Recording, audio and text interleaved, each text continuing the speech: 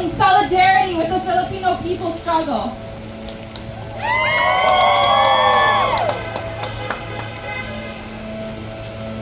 Through tireless organizing, the Filipino people have achieved a historic people's victory in the ICC arrest of former head of state and convicted war criminal Rodrigo Duterte. For years, puppets, human rights violators, and fascists have ruled the Philippines with impunity.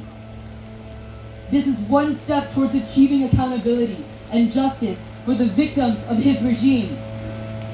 ICHRP is committed to standing with the Filipino people, and we echo their demands of ensuring that Duterte is prosecuted to the fullest extent of international law and imprisoned for his egregious crimes committed against the people.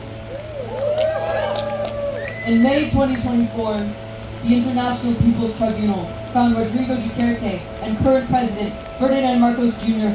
guilty of war crimes against the Filipino people. These include extrajudicial killings, civilian massacres, enforced disappearances, indiscriminate bombings, torture, and other severe violations of international humanitarian law. The worst of these violations take place in the countryside of the Philippines. Rural and impoverished communities struggling for their land and livelihood are targeted with violence in attempts to silence them. Despite this, many victims and their loved ones bravely came forward and shared their stories to the international community. This includes Brandon Lee, a Chinese-American activist who survived an assassination attempt by the Philippine military under President Duterte because of his solidarity with the indigenous Ifugao people. He survived and is now quadriplegic.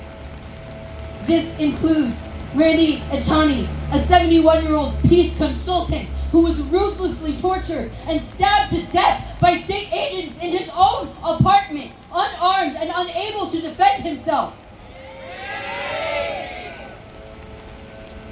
Duterte is begging for people's sympathy as an 80-year-old man in custody. But the victims of Duterte's ruthless violence and their families were given no sympathy. Under Duterte's regime, elders and youth were murdered in the street, and their families were given no support. He shamelessly claims that Philippine sovereignty is being violated by the ICC when he is guilty of selling out Philippine land, resources, and people to foreign investors. He is guilty of allowing the US and China to trample on the country's sovereignty at the expense of the Filipino people. In the face of fascist attacks against the people, the US government continues to double down in funding the Philippine government with bullets, aircraft, and military training.